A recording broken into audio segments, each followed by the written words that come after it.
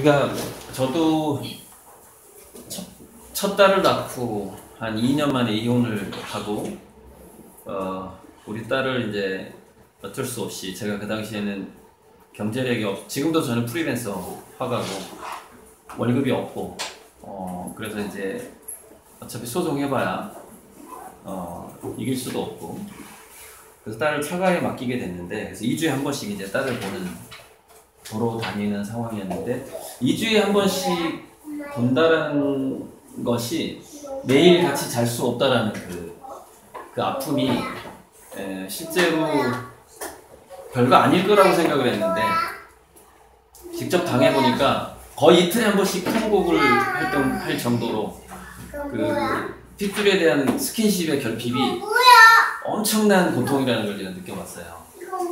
그래서 그래서 이제 여러 가지 걸 생각을 하게 됐죠. 왜 뭐랄까 왜 우리 인간은 행복할 수 있는데 그리고 현재 행복한데 더 행복해지고자 함으로써 스스로를 불행을 하게 만드는가. 근데 그게 이제 좀 추상적으로 생각했을 때 제 이혼의 첫 번째 원인은 그거라고 생각을 했어요. 그러니까 충분히 행복할 수 있는데 더 행복하고자 하는, 저도 그랬고 뭐 애기 엄마도 그랬고, 그래서 이제 그때부터 좀 이렇게 제가 좀 침체돼 있다가 대인기피증도 생기고 그러다가 이제 본격적으로 제 자신도 치료하고 또 하고 싶은 그동안 생각했던 것들 힘들게 뭐 2년간 시골에서 칩거하면서 살았는데, 그때가 이제 그러니까 2004년에 이혼했으니까 한 몇 년간 칩거하다가 2009년부터 글을 쓰기 시작했어요. 5년 후에 5년간 이제 깊이 생각을 하고 그 사이에 독서는 계속 열심히 했고요. 그래서 처음에 이제 출세의 욕망이란 무엇인가, 출세의 욕망에 대해서 쓴 책이 사실은 종교꼴찌 서울대가다예요. 저기 안에 물론 공부법 이야기가 많이 들어가긴 하지만 진짜 성공으로 가기 어렵다. 그 어떤 출세의 욕망을 가지고 그게 이제 제가 저기 아주 꼴찌에서 성적을 올릴 때의 어떤 저의 마인드, 그리고 그 당시의 상황, 이런 것들이 종합적인 상황이 있는데 그런 상황들이 모든 아이들이 과연 갖게 될 수 있는가. 그 동기부여인데, 그러니까 핵심은 강한 동기부여거든요. 아주 강력한 동기부여인데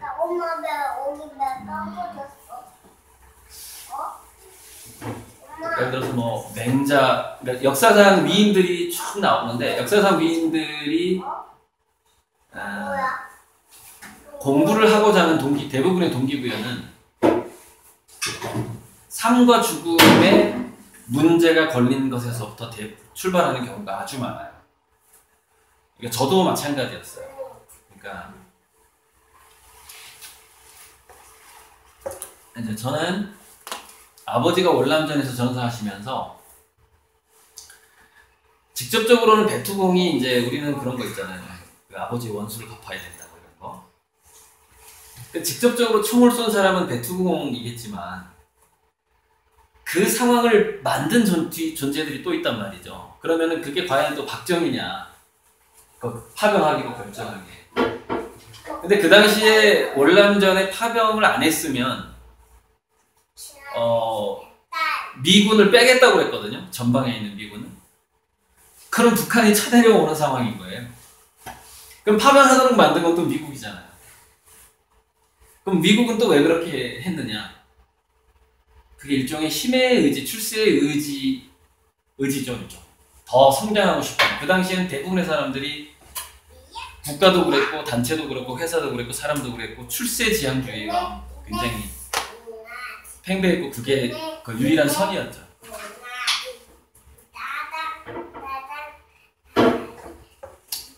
애기가 좀 멀리만 가면 돼요. 왜냐면은 이게 녹음이 심하게 크게 되면은 이 대다수 유튜브 구독자들이 그러니까 좀 뒤에만 앉으시면 돼요. 예. 뭐 막을 수는 없고요.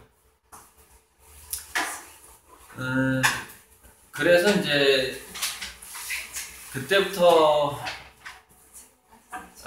저는 이제 평화주의자이자 두 가지가 좀 동시에 저를 동기부여를 시킨 게 세상을 더 평화롭게 만들고 싶다라는 욕구하고 그 다음에는 어찌되었건 우리가 노예로 또는 용병으로 끌려가지 않을 정도의 힘은 필요하다라는 그런 거 그런 욕구가 이제 초등학교 때부터 고민해왔던 거예요.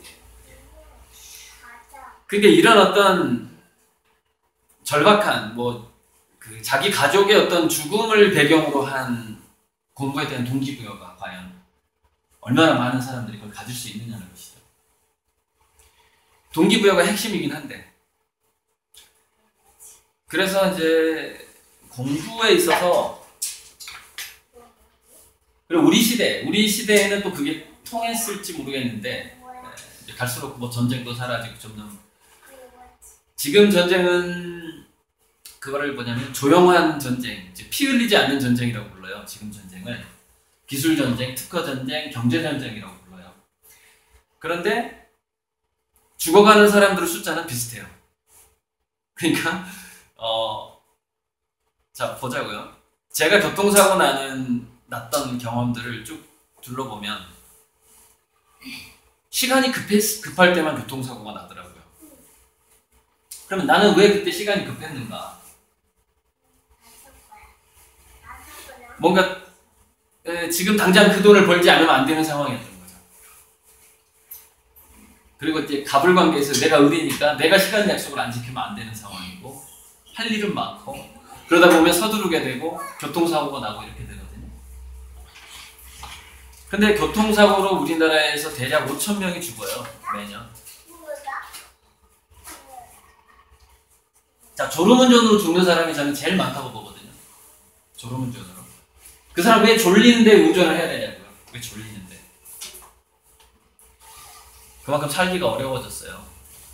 그러니까 조용한 전쟁은 뭐냐면 직접적으로 내가 죽이지는 않는데 간접살인을 하는 겁니다. 그러니까 국민들을 더 살기 어렵게 만드는 간접살인이에요. 그것이 조세제도가 됐든 또 간접세가 됐든 뭐가 됐든 간에 또는 뭐 임금을 줄이든 간에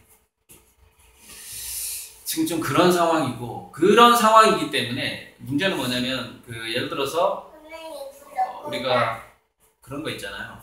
자동차를 견인해가도요.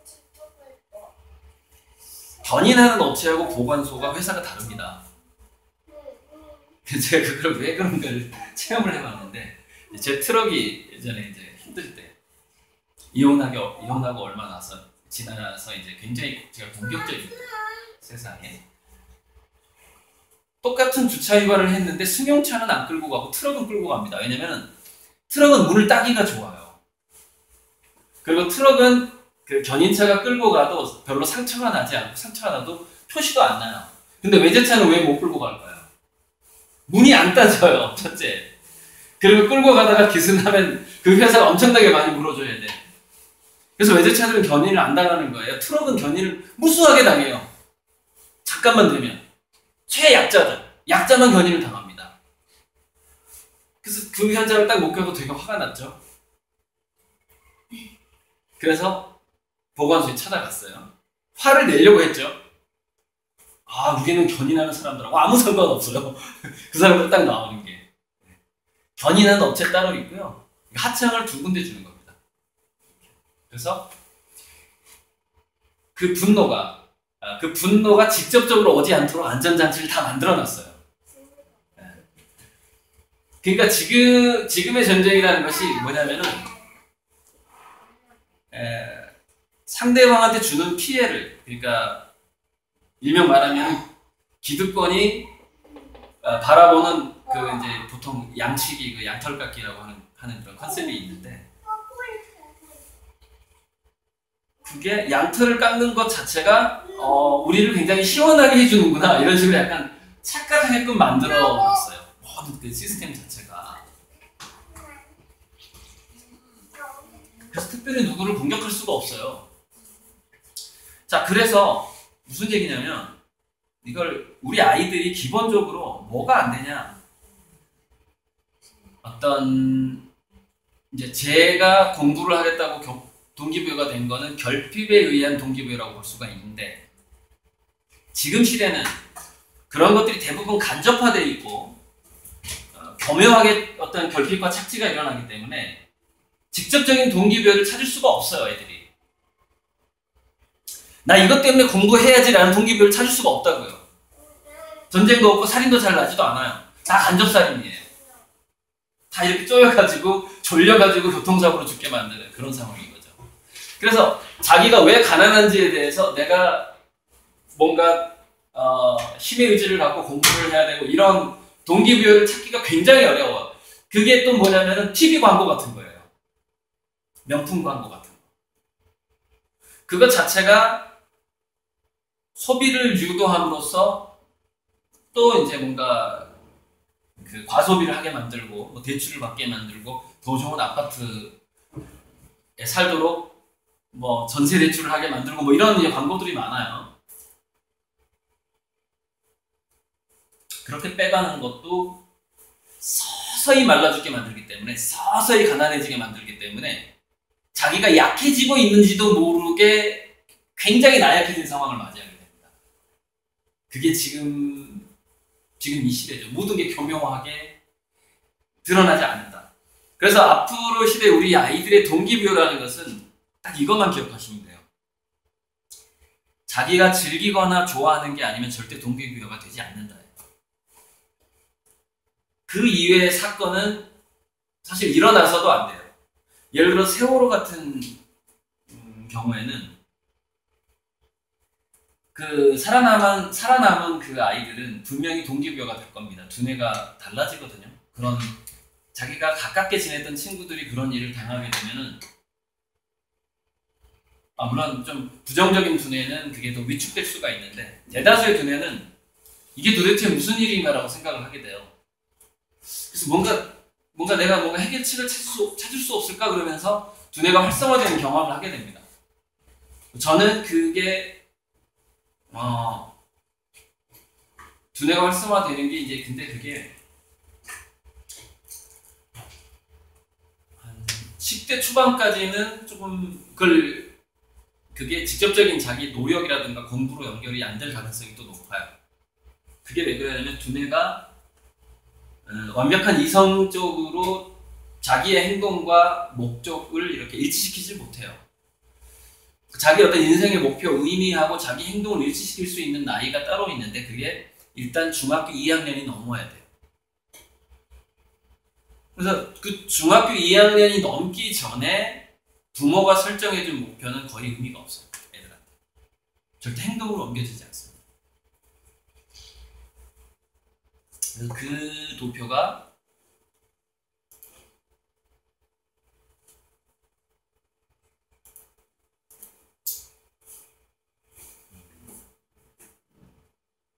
이게 이제 인간 두뇌 발달에 관한 표인데,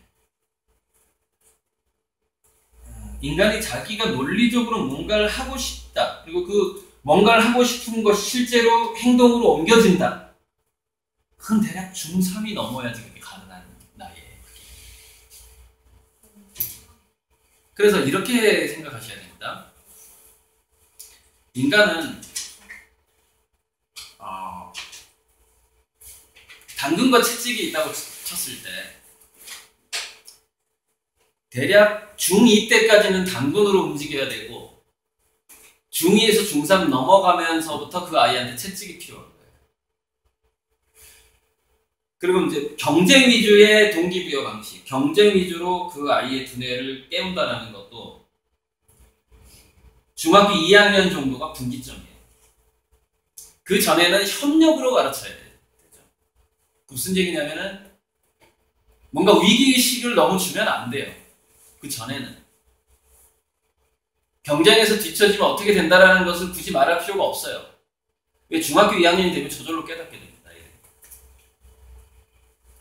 그래서 명문대의 장점에 대한 것을 깨닫게 되는 나이도 사실 중학교 때예요. 초등학교 때는 어떤 게 더 좋은 직업이냐 아니냐도 중2 정도가 돼야 깨달아요. 진실로 깨닫는 거예요. 자, 그 전에 그 초등학생들이 내 미래의 꿈은 공무원이라고 쓴다는 건 뭐냐? 그 부모나 주변 사람들에 의해서 세뇌당했다는 걸 의미합니다. 그게 왜 세뇌당했을까요? 아이들은 결핍의 의미를 몰라요. 그러나 부모는 알거든요. 부모가 아는 결핍의 의미. 저는 그것이 자녀가 중학교 2학년이 될 때까지는 어떤 전달되는 데 있어서 그 부모가 힘들다라는 것이 전달되는 데 있어서 최소한만 전달이 돼야 된다고 봐요. 최소한. 그 최소한이라는 건 뭐냐면 그냥 절약해서 살면 돼요. 부모가.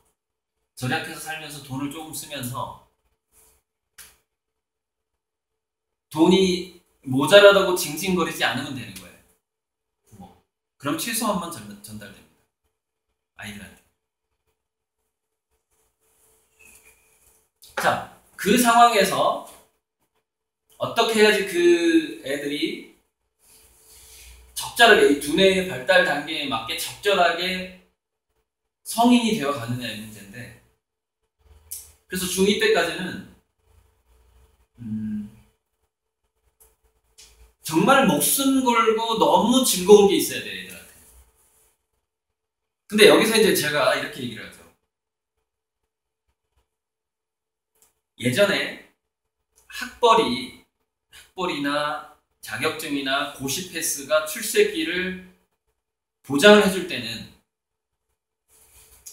그 다음에 웬만한 중소기업이나 웬만한 대기업에 들어가서 그게 안정적인 직장이 되고 20년, 30년 근무할 수 있고 나중에 연금이 제대로 나올 때라면 초등학교 고학년 때부터 영어 수학을 잘하게끔 애들을 잡아도 됩니다.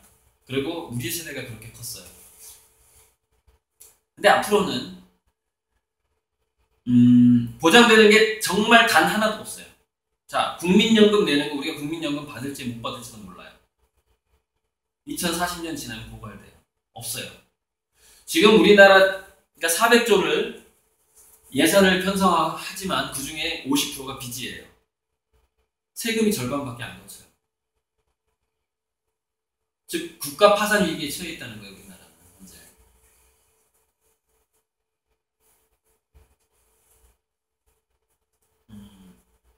또 하나, 우리나라의 대다수의 괜찮은 대기업들은 5년 내에 망할 확률, 제가 봤을 때 5년 내에 최소한 65%에서 70%가 저는 망한다고 봅니다.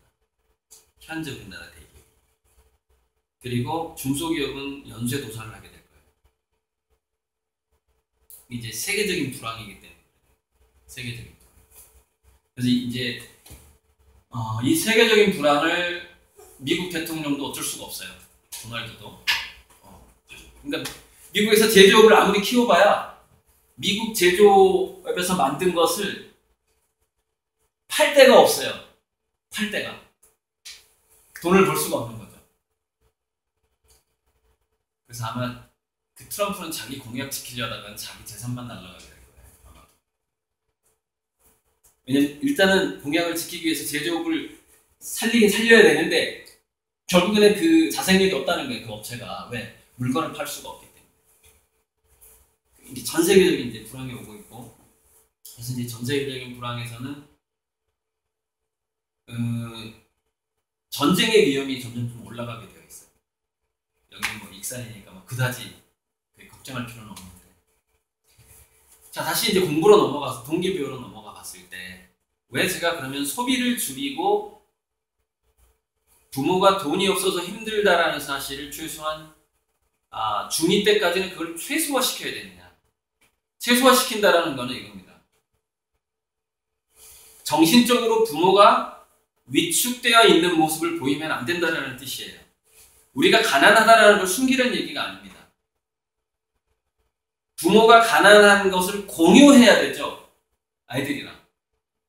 그래서 그 애들이 뭐 떡볶이 좀 사 먹는 거, 오뎅 사 먹는 그런 것까지, 그런 가치까지도 우리 집안 살림에 있어서는 너의 간식까지도 상당한 부분을 차지하고 있다는 것을 알게 해줘야 돼요.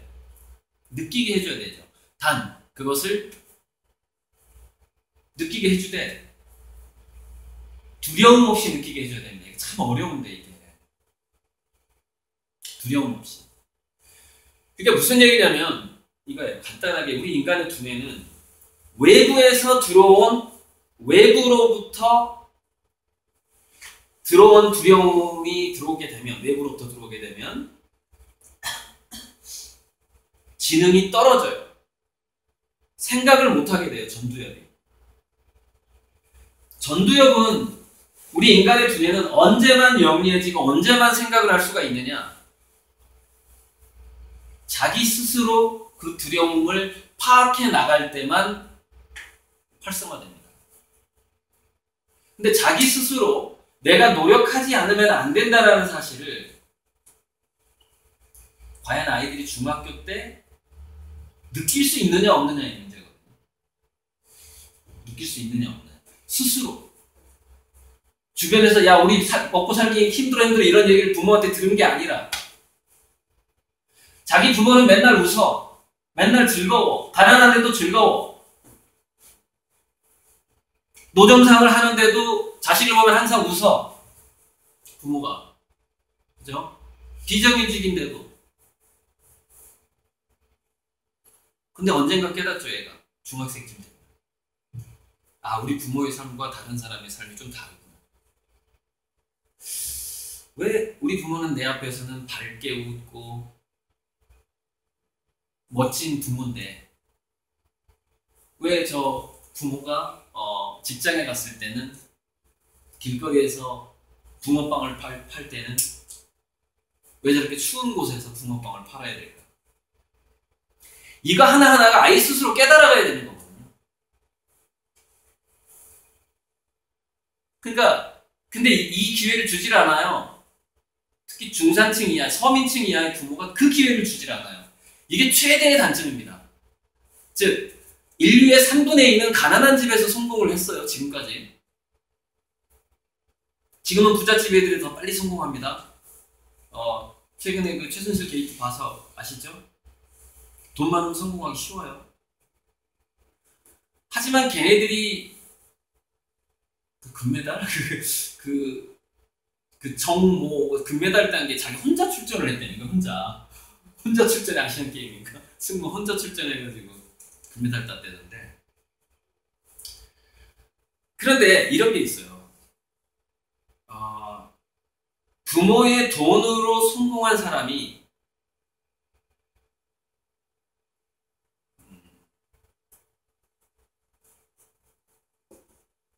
이런 겁니다. 자, 이 세상의 자산은 무형의 자산과 유형의 자산이 있어요. 그래서 동산과 부동산이 있는 거예요. 그래서 자, 동산과 부동산은 크게 보면은 실질 자산, 구체적 자산이라고 제가 추상하고 구상을 또 나눠볼게요. 자, 구체적인, 구상적인 자산이에요. 동산과 부동산. 그런데 추상적 자산이라는 게 있어요.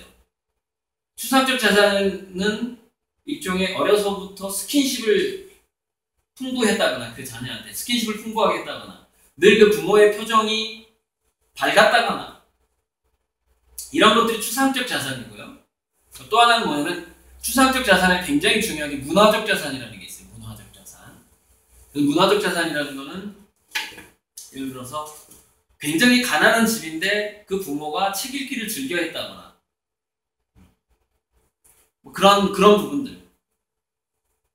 그러니까 물질적인 결핍을 정신적인 문화적인 풍부함으로 견뎌본 어떤 그 경험, 그런 역사 이런 것들이 추상적 자산이라는 거예요. 그런데 이런 거예요. 지금이 4차 산업혁명 시기인데 4차 산업혁명 시기는 구체적이고 구상적인 자산의 비중이 점점점 줄어드는 형태로 갑니다. 줄어들고 어떤 아이디어라든가 문화적인 힘, 콘텐츠의 힘이 점점점 커지는 방향으로 흘러가요. 4차 산업혁명은. 물론 아직까지는 동산과 부동산의 힘이 굉장히 막강합니다. 아직까지는. 근데 현재 여기 어린아이하고 유치원생들이 30대, 40대가 됐을 때는 어차피요, 부동산을 가진 사람들이 무상으로 그걸 나눠주지는 않아요. 지하 자원을 가진 사람들이. 무슨 얘기냐면, 그러면 지금의 자본을 지키는 사람들이 그 돈을 지키기 위한 무수한 방법을 고안해냈기 때문에 지금은 돈을 쉽게 날리지 않습니다. 무슨 얘기냐면, 동산과 부동산을 가진 사람은 이미 정해져 있다는 거예요. 상위 1%. 자, 나머지 그 상위 1%에 들어가지 않는 사람들이 지금 생각해야 될 것은 무엇이냐? 구체적이고 구상적인 자산보다는 추상적인 자산의 힘이 앞으로 가면서 막강해진다는 사실을 잘 생각을 해봐야 돼요. 눈에 보이지 않는 가치가 더 중요해진다는 거예요. 우리 아이들이 성장했을 때는.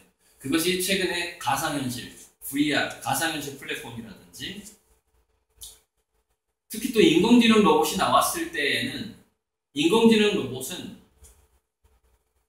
구체적인 데이터하고 구체적인 데이터는 인공지능이 다 다루게 되고 구체적인 물질은 로봇이 다 다루게 됩니다. 앞으로는.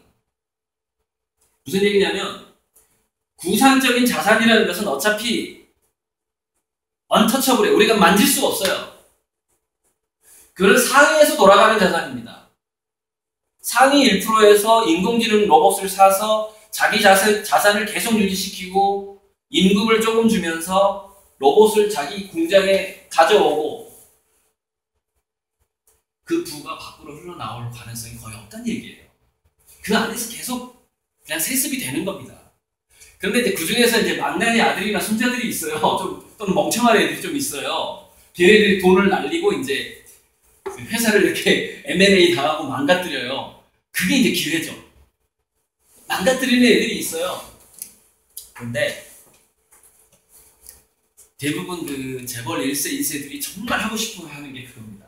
뭐냐면 내 손자가 멍청한데 어떻게 얘가 이 돈을 안 날리게끔 해줄까? 이거를 장치를 엄청나게 만들어요. 그래서 그 루트를 그 분산 투자라고 하죠. 분산 투자를 굉장히 또 교묘하게 해놓습니다. 그래서 잘 안 망해요. 얘가 멍청해도 안 망해요. 옛날에는 멍청하면 순식간에 망했거든요. 그래서 부자가 상대 못 간다는 속담이 지금까지 있었어요. 근데 물론 앞으로도 부자 상대 못 간다는 속담은 맞아 떨어질 것 같아요. 그게 그냥 당분간 맞아 떨어지지 않았던 거예요. 우리나라에서 당분간 한 몇십 년간. 왜 부자 상대 못 간다라는 속담은 또 계속해서 맞아 떨어지느냐면 좀 전에 제가 얘기했죠. 구상적이고 구체적인 재산이라는 게 있어요. 동산, 부동산, 지하자원 모든 것. 우리가 만질 수 있는 것. 금융자산도 다 이 구체적인 자산이죠. 그런데 지금 만져지지 않고 예측되지 않고 잠재되어 있는 추상적인 그 가치가 4차 산업혁명을 통해서 5G를 통해서 이 사회로 들어온단 말이에요. 자, 이 추상적인 가치가 이 사회로 들어온다는 것은 전교골드 서울대 가다는 주제하고 굉장히 긴밀한 연관성이 있습니다. 무슨 얘기냐면 앞으로 특히 명문대에서 아이들을 뽑는 기준 자체가 구체적이지 않은 것을 원하는 방식으로 바뀝니다. 그 사례를 하나 제가 보여드릴게요.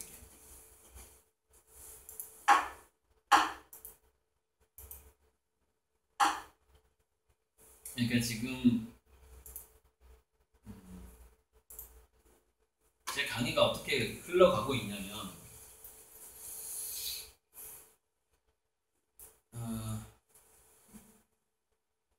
자본주의의 역사가 250년이 됐다고 하는데 우리나라가 이제 자본을 맛보기 시작한 게 1960년 군사 쿠데타 이후쯤이라고 볼 수 있겠죠. 그게 이제 한 세대 정도, 1970년 그러지, 한 40년 정도, 한 30년 정도는 예를 들어서 강남 불패, 뭐 땅 사면 무조건, 아파트 사면 무조건 가격이 오르고 이런 시대였죠. 근데 지금은 그런 시대가 아니에요. 지금은 공부를 잘한다고 해서, 성적이 좋다고 해서, 영어 수학을 잘한다고 해서, 예를 들어서 지금은 제가 이제 명문대 또는 대기업 이렇게 얘기하지만 그 말도 좀 바뀌어야 됩니다. 이렇게 바뀌어야 돼요. 생존력이 강한 단체, 이렇게 바꿔야 됩니다. 즉 우리나라의 대기업하고 명문대는 스스로 생존력이 강한 교육단체, 생존력이 강한 어떤 기업단체로 바뀌고자 무수하게 노력 중이에요, 지금 현재. 그래서 신입사원을 뽑을 때 의외의 면접시험, 의외의 어떤 창의력 시험을 봅니다. 놀라울 정도예요. 그 노력이라는 것이. 그래서 가장 까다롭게 신입사원을 뽑는 데가 구글이라고 하는 건 구글인데, 구글에 합격한 사람을 보니까 약 3개월에 걸쳐서 19번 면접을 봅니다. 3개월에 걸쳐서. 박근혜 대통령이 되고 나서 우리나라 공기업 면접이 어떻게 바뀌었냐면 7시간 동안 가상으로 인터뷰를 합니다. 인터넷으로. 공기업에 들어가기 위해서 7시간 동안. 그리고 마지막 1시간 동안 실제 면접을 해요. 7시간 가상 인터뷰하면서 다 잘라냅니다. 자, 학력도 써도 안 되고 토익 점수로 써도 안 돼요. 이 흐름이 급속도로 오게 됩니다. 자, 이 질문이요. 슈퍼맨과 배트맨이, 여기 보면 슈퍼맨과 배트맨이 싸우고 있을 때 당신은 어떻게 두 사람을 화해시키겠는가? 이게 대기업 면접 시험에 나왔던 질문이에요.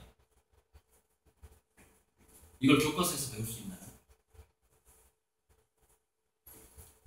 이렇게 보시면 돼요.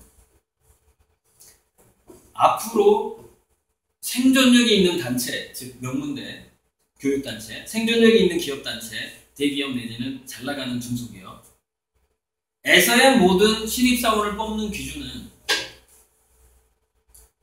창의성이라고, 그래서 창의성 하는 거예요.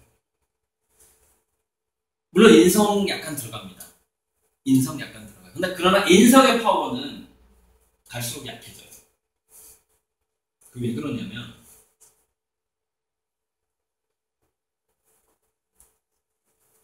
인간의 인성이라는 것은 기업이나 연구소에서 인간의 인성은 왜 필요했냐?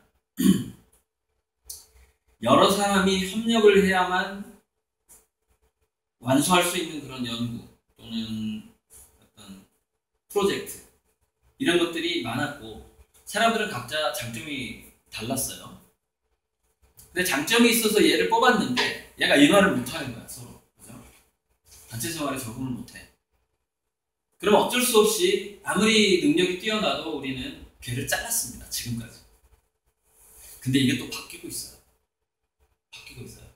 그래서 가장 먼저 바뀌었던 게 애플입니다, 애플. 스티브 잡스. 스티브 잡스는 굉장히 특이한 또라이들을 많이 뽑았어요. 뽑아서 어떻게 했느냐? 다른 직원들을 못 만나게 합니다. 그래서 아예 꼭대기층에다 방을 주고, 야, 네가 좋아하는 연구만 해, 이거예요. 그래서 대신 인하해주는 직업이 따로 있어요. 직원이. 무슨 얘기냐? 얘가 연구한 걸 이해할 만한 애가 또 있어. 그죠? 그럼 얘는 깊이 연구할 거 아니에요, 또라이니까. 특이한 걸 연구할 거 아닙니까? 그럼 얘가 이것을 따로 만나서 이걸 배워와. 요점 정리를 해와. 그리고 이걸로 따로 인화를 하는 거예요. 자, 그렇게 했기 때문에 앞서갈 수 있었던 거예요, 애플이. 디자인이라든가 스마트폰에서. 그 또라이를 자르잖아요. 기업이 앞서갈 수가 없어요. 왜냐면은 왜 갈수록 앞으로의 그 생존력 있는 단체와 생존력이 있는 그 기업과 교육단체에서는 왜 인성보다는 창의성에 더 초점을 맞출 수밖에 없는가? 이런 거예요. 무난한 인재들의 단점이 있습니다. 단점. 그게 뭐냐? 이세도를 능가하지 못한다는 단점이 있어요. 이세도를 능가할 수 없다. 자, 이세도를 능가할 수 없다는 건 뭘 의미하죠? 그 무난한 인재들은 인공지능에 의해서 대체된다.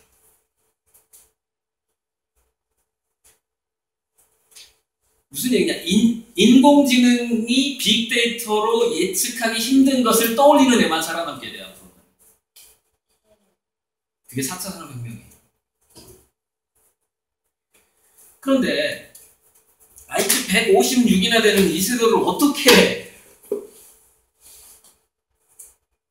그 이세돌을 능가할 정도의 그 특이한 어떤 장점이라는 것은 어떻게 발현이 되냐는 것이죠. 어떻게. 자, 제가 꼴찌에서 성적을 올릴 때는 일종의 복수심으로 공부를 했어요. 그런데 그렇게 결핍 동기와 복수심과 뭔가 뜨거운 동기부여로 할 수 있었던 게 뭐죠? 보자. 열심히 암기하고 왔다 갔다 하면서 영어 회화 듣고 영어 단어 외우고 그래서 학력고사 점수 올린 거였잖아요. 그거 아무 소용없어 이제. 그렇게 복수심 없이도 공부를 잘하는 인공지능이 나왔습니다. 그래서 우리 아이들한테 지금 남아있는 기회라는 건 뭐냐면 일상적으로 뭔가를 즐길 줄 아는 아이로 만드는 거예요. 딱 한 가지 어떤 기회가 남아있다. 그리고 그렇게 해야만이 앞으로는 명문대를 가고 생존력이 좋은 기업에 들어갈 확률이 훨씬 높습니다. 공부가 가장 쉬웠어요라는 책이 나오는 시대가 아니란 말이에요. 지금은. 정경필트 서울대 가서 제가 재출판 하려다가 포기했는데 재출판해도 의미가 없어요. 왜? 그런 시대가 아니니까 지금.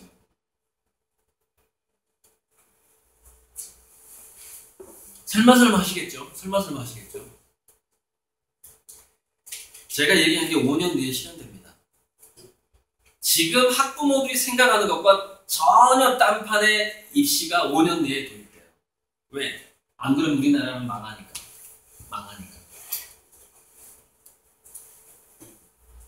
그래서 제가 여기서 제시한 바벨 전략으로 가는 거예요. 무슨 얘기냐면 이게 이제 좀 해석하기가 어려운데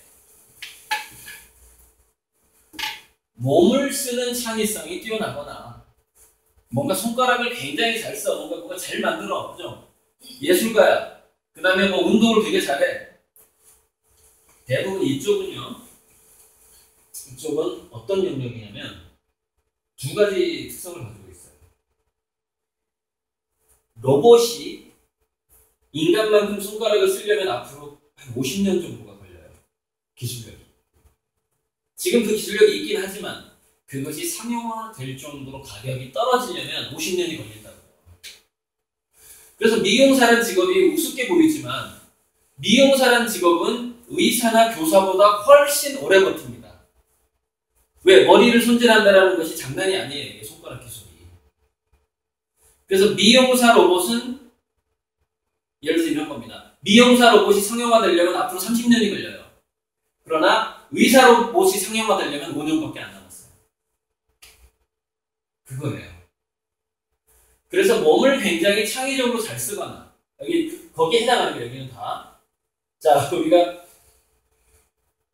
복지 공무원 한다라는 거 그거 여러분 복지 공무원요 최근에 과로사로 죽은 사람들이 꽤 있습니다.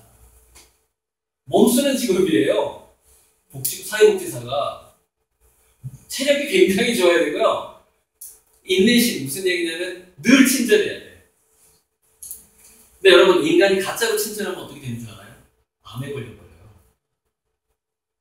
이거 이제 감정노동 있죠. 이렇게 속으로는 막 짜증나는데 얼굴 웃는 거 이거 암 걸리는 첩병입니다. 이게. 그래서 정말 사회복지사가 되려면 체력이 엄청나게 좋아야 돼요. 그러니까 아침부터 저녁까지 계속 친절한데 그게 진심이어야 돼. 아침부터 저녁까지. 체력이 약하면 그게 안 됩니다. 체력이 약한 사람은 오전 11시까지밖에 친절하지 못해요. 점심 먹고 나서 피곤해. 친절하게 이렇게 피곤한지 몰랐어, 진짜로.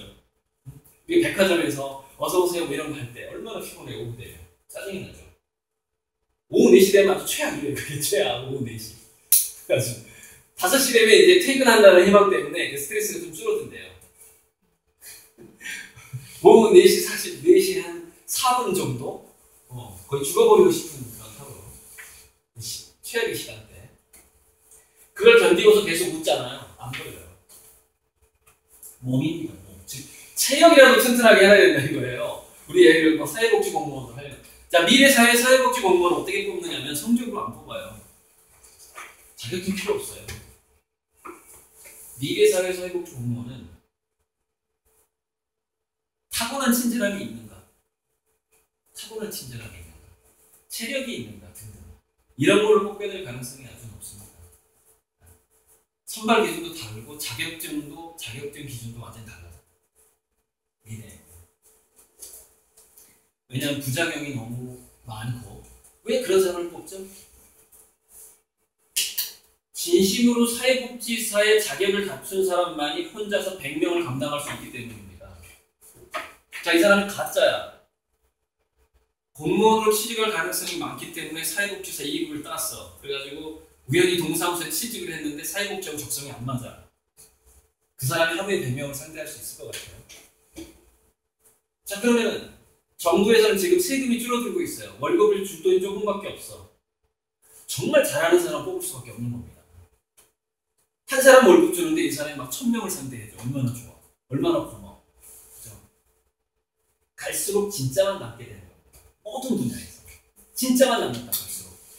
진짜 아이로 키워라. 진짜 아이. 그리고 이런 것 또 뭐가 있냐면, 여기 지금 복지하고 서비스에서 뭐가, 이쪽은 약간 먹을 수는, 그다음에 엔터테인먼트에 좀 가까운 측면이 있어요. 무슨 얘기냐면 기타를 아주 잘 쳐. 그럼 문화센터 강사라도 할 수 있어요. 자, 미래의 사회에서 문화센터 강사 우습게 보면 안 됩니다. 미래 사회에는 문화센터가 왜 많아질까요? 백수가 많아지기 때문에.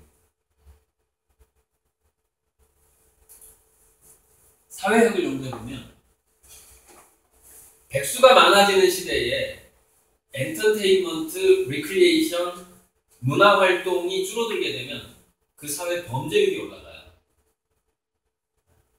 사람은 시간이 남고 돈이 없잖아요. 대부분 범죄 이유로 빠집니다. 특히 남자들. 그래서 무슨 얘기냐, 직장이 청년 실업이 늘어나고 특히 청년 실업이 위험한 거예요. 청년층의 실업률이 높으면 범죄율이 올라가요.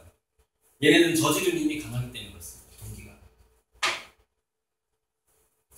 그래서 지금 사회 교육은요, 지금 어떤 명문대를 꿈꿀 게 아니라 뭐가 중요하냐면 우리 아이가 취직도 못했고 부모가 물려줄 재산도 없는데 어떻게 하면 범죄인이 안 될 수 있는가도 연구를 해야 돼요.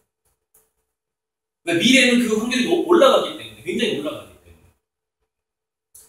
그래서 그 여러 가지 목적, 그러니까 예를 들어서 생존력이 좋은 교육단체나 생존력이 좋은 기업단체로 들어가기 위해서, 그 다음에 돈이 없고 백수가 되더라도 우리 아이가 범죄를 저지르지 않기 위해서 꼭 필요한 게 뭐냐면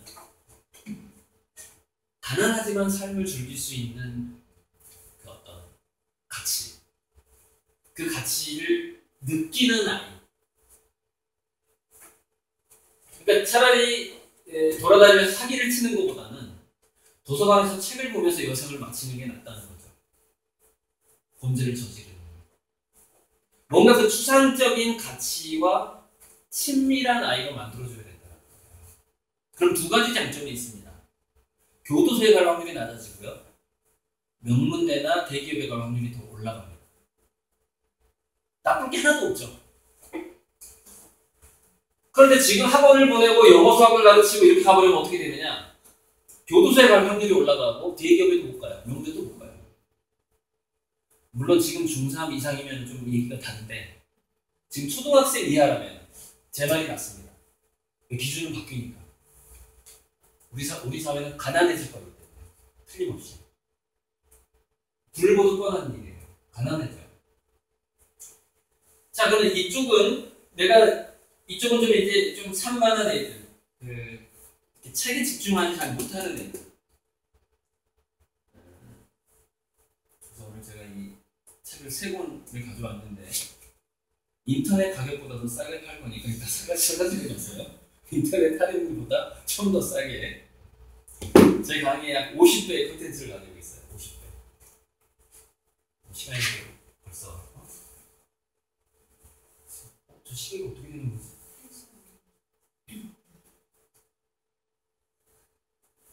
한 시간 늦는 거죠? 네. 오케이. 그리고 또 하나는 이쪽은 약간 ADHD 경향이 있는 애들이에요. 이쪽은 좀 집중력이 좋고 자폐 성향이 있는 애들. 두뇌는 그 두 유형이 있어요. 그러니까 ADHD형도 성공을 할 수 있고 자폐증형도 성공을 할 수 있어요. 어떻게 기르느냐의 문제예요. 양쪽 다 장점을 가지고 있어요.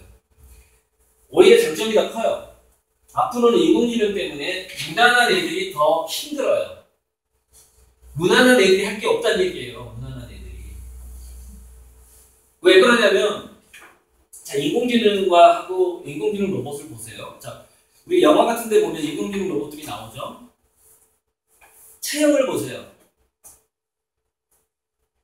표준 몸매. 그러니까 우리 여자 로봇 한번 보세요. 여자 로봇. 그 영화에 나온 표준 몸매. 얼굴 표준형. 그러니까 가장 호감 가는 한국인, 가장 호감 가는 외국인. 얼굴. 그렇게 될 거예요. 앞으로. 그렇게 될 거고. 또 중요한 게 뭐냐. 그 인공지능의 두뇌가 표준에 가까워지게 됩니다. 왜냐면 인공지능은 무엇으로서 지능을 높이게 되느냐. 수많은 사람들이